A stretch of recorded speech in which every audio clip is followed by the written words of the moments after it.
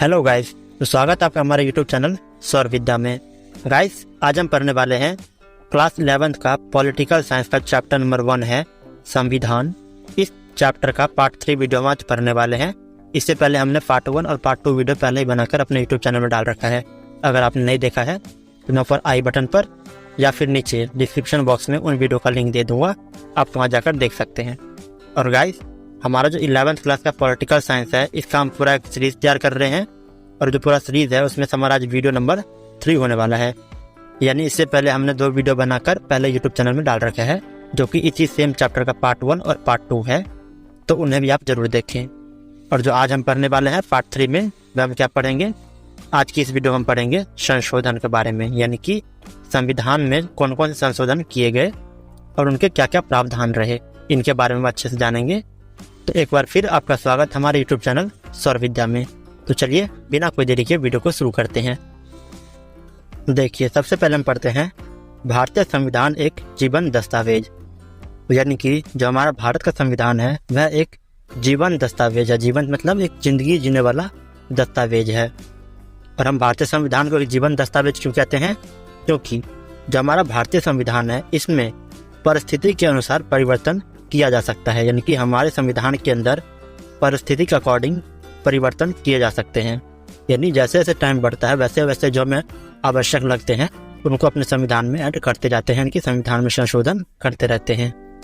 साथ ही साथ सील संविधान एक जीवन दस्तावेज, यानी कि हमारा जो संविधान है वह एक सील संविधान है और एक जीवन दस्तावेज, अर्थात जीवन दस्तावेज मैंने आपको बताया जो टूटे ना, बल्कि टाइम टू टाइम इसमें चेंज होता रहे और ये काफ़ी लंबे समय तक चलता रहे।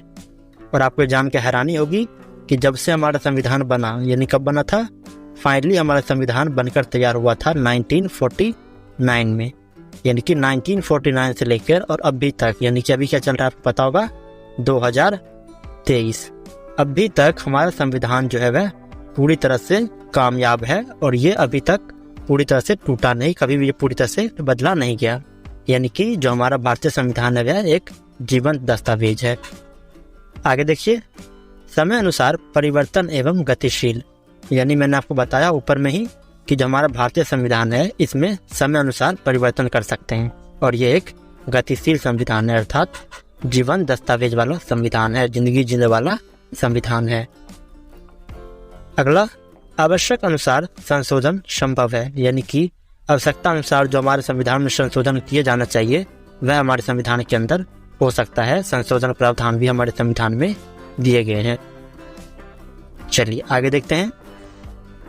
देखिए अगला क्या है हमारा, संविधान में संशोधन, यानी कि जो हमारा संविधान है इनमें संशोधन किए जा सकते हैं।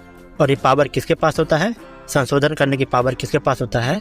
वह होता है केवल सांसद के पास, यानी कि संविधान में संशोधन करने की जो पावर है, शक्ति है, वह संशोधन के पास ही होती है और वहीं से, यानी सांसद से ही इसका स्टेप शुरू होता है संशोधन करने की। आगे देखिए, संशोधन की प्रक्रिया अनुच्छेद 368 में है, यानी कि अनुच्छेद 368 में ये कहा गया है कि हमारे संविधान में बढ़ते समय के साथ अगर किसी प्रकार के बदलाव हो या संशोधन करने की आवश्यकता पड़े तो हम कर सकते हैं। उनके कुछ बेसिक्स रूल है, कुछ स्टेप्स हैं और उन स्टेप को हम फॉलो करके अपने संविधान के अंदर संशोधन यानी कि परिवर्तन कर सकते हैं। नेक्स्ट देखिए, संशोधनों का अर्थ यह नहीं कि संविधान की मूल संरचना परिवर्तित हो, यानी संशोधन का मतलब ये नहीं है कि जो हमारा संविधान है उनकी मूल संरचना में कोई परिवर्तन या कोई चेंजेस हो। अर्थात जो हमारा संविधान है, संविधान के अनुच्छेद में अगर हम किसी अनुच्छेद के अंदर कोई चेंज करते हैं, कोई बदलाव करते हैं, तो हम कभी भी संविधान को, उस अनुच्छेद को पूरी तरह से हटा नहीं सकते, बल्कि हमें उसमें कुछ चेंज करना हो तो हम उन अनुच्छेद को चेंज करके और उसकी जगह कुछ और नया ऐड कर सकते हैं। लेकिन कभी भी लिखे हुए अनुच्छेद को पूरी तरह से हटाया नहीं जा सकता, यानी कि इनके मूल संरचना के अंदर परिवर्तन नहीं किया जा सकता। आशा करता हूँ आप समझ गए होंगे। चलिए आगे देखते हैं। देखिए आगे क्या कह रहा है, संशोधनों के मामले में भारतीय संविधान लचीलेपन व कठोरता का मिश्रण है, यानी कि संशोधन के मामले में जो हमारा भारतीय संविधान है वह लचीलापन अर्थात कमजोर भी है और कठोर भी है।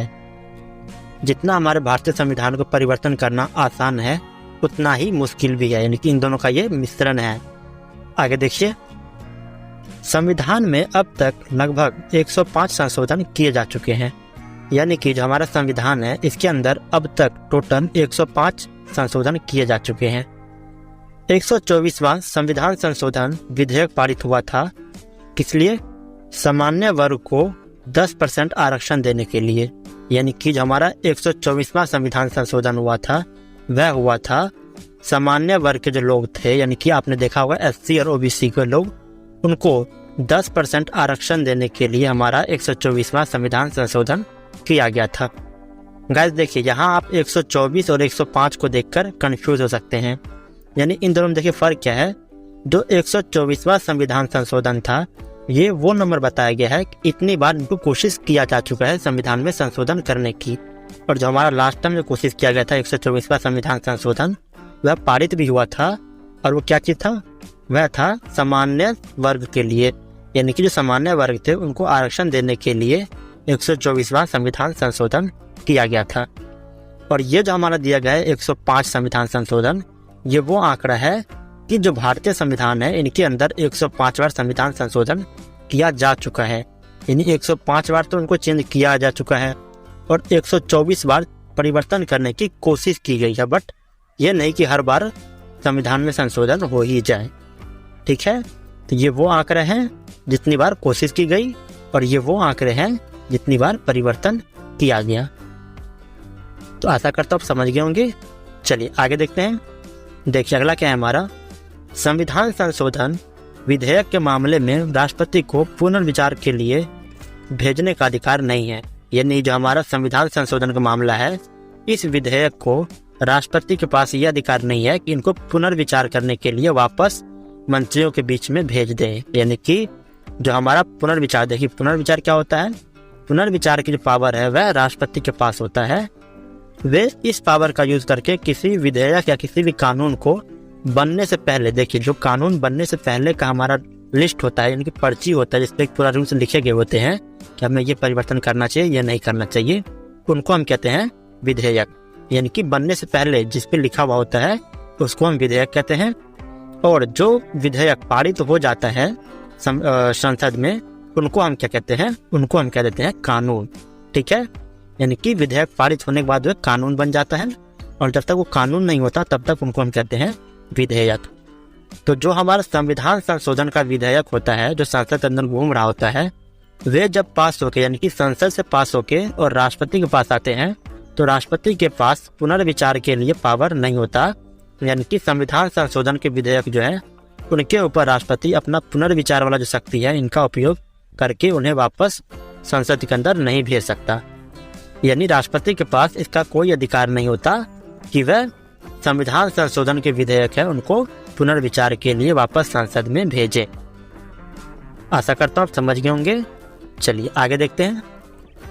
यानी देखिए अगला क्या है हमारा, विवादास्पद संशोधन, यानी कि वे संशोधन जिनके कारण विवाद होता हो। विवाद अर्थात बहस ज्यादा होती हो। और वो कौन कौन से संशोधन है, देखिए संशोधन नंबर 38 यानी 38वां, 39वां और 42वां, ये वे संशोधन है जो जिनके कारण काफी ज्यादा विवाद हुए थे, अर्थात जिनमें काफी ज्यादा बहस हुई थी संसद के अंदर। और जो हमारा 42वां संविधान संशोधन था ये इतना बड़ा था, इतना भयंकर था कि यूँ समझिए हम एक आधा किताब लिख सकते हैं। यानी कि ये जो हमारा संविधान संशोधन हुआ था इसमें लगभग 59 कानून को ऐड किया गया था। और इसको हम, जो हमारा 42वां संविधान संशोधन है, इसको हम अब तक का सबसे बड़ा संविधान संशोधन मानते हैं। क्यों? क्योंकि इसी संशोधन के टाइम पे लगभग 59 कानून को हमारे संविधान में ऐड कर दिया गया था, जिसको हम मिनी संविधान के नाम से भी जानते हैं। आगे देखिए, ये आपातकाल में हुए संशोधन इसी श्रेणी में आते हैं। यानी ये जो सारे संविधान संशोधन हुए थे ये आपातकाल के टाइम पे हुआ था।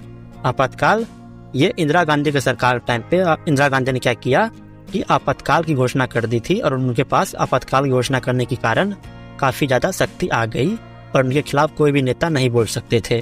और जो उनके खिलाफ बोलते थे उनको इंदिरा गांधी क्या करती थी, जेल में डाल देती थी। और इनके टाइम पे, यानी कि आपातकाल के टाइम पे क्या किया, इंदिरा गांधी ने काफी ज्यादा असीमित शक्तियों का यूज किया। जिसके कारण काफ़ी जो जनता थे वह भड़क उठे और इसी कारण काफ़ी ज़्यादा भारतीय संविधान के अंदर संशोधन भी किए गए थे। और गाइस, ये जो हमारा आपातकाल वाला इंदिरा गांधी की कहानी है, इनको हम आने वाले चैप्टर में और अच्छे से पढ़ेंगे।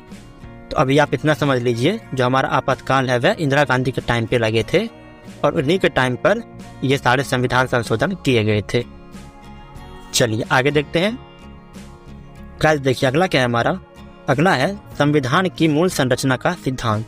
यानी कि अब हम ये देखेंगे जो हमारा संविधान का मूल संरचना है, इसका सिद्धांत क्या है।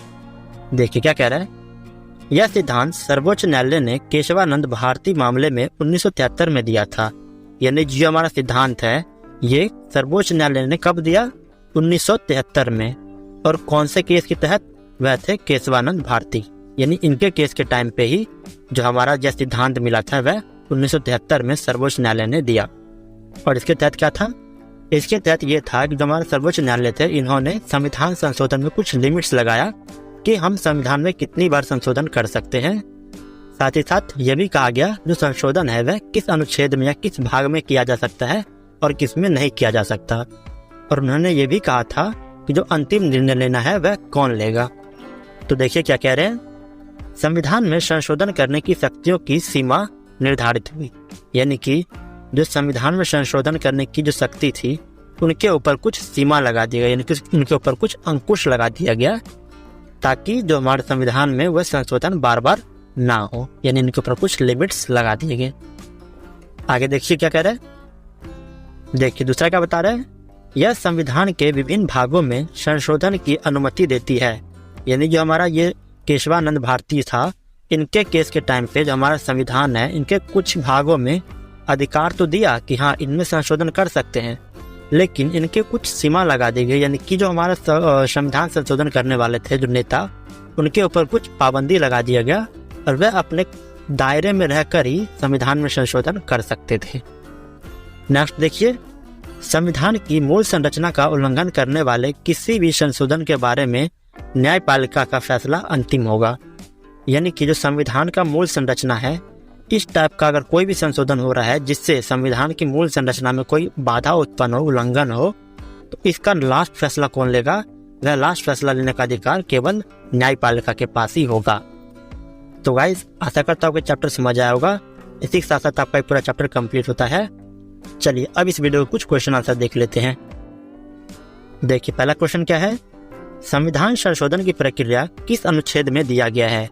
यानी कि आपको बताना होगा कि जो संविधान संशोधन की प्रक्रिया है यह किस अनुच्छेद में कहा गया है कि हमारे भारतीय संविधान में संशोधन किया जा सकता है। उस अनुच्छेद का नंबर बताना होगा आपको। और साथ ही साथ दूसरा क्वेश्चन क्या है, भारतीय संविधान के तहत सामान्य वर्ग के लिए कितने प्रतिशत सीट आरक्षित किया गया है। यानी आपको बताना होगा कि जो हमारा भारतीय संविधान है इसके तहत सामान्य वर्ग के लिए कितने प्रतिशत सीट जो है वह आरक्षित किया गया है। तो इन दोनों क्वेश्चन का आंसर मैंने पीछे आपको वीडियो में बताया था। तो चलिए देखते हैं कितना ध्यान से आपने हमारी वीडियो को देखा।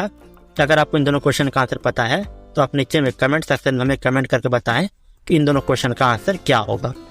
तो थैंक्स फॉर वॉचिंग। आशा करता हूँ आपको हमारा वीडियो पसंद आया हो। अगर आपको हमारी वीडियो पसंद आया हो तो हमारे वीडियो को लाइक करें और साथ ही साथ हमारे चैनल को सब्सक्राइब करके बेल आइकन ऑन जरूर करें। और गाइस, यदि हमारे किसी फ्रेंड या किसी भी दोस्त को हमारे किसी वीडियो चैप्टर का नोट चाहिए होगा तो हमने अपने हर वीडियो के डिस्क्रिप्शन बॉक्स में अपने व्हाट्सएप ग्रुप का लिंक दे रखा है। आप वहां जाकर हमारा व्हाट्सएप ग्रुप ज्वाइन कीजिए और हमसे संपर्क करें, हम आपको नोट्स प्रोवाइड कर देंगे।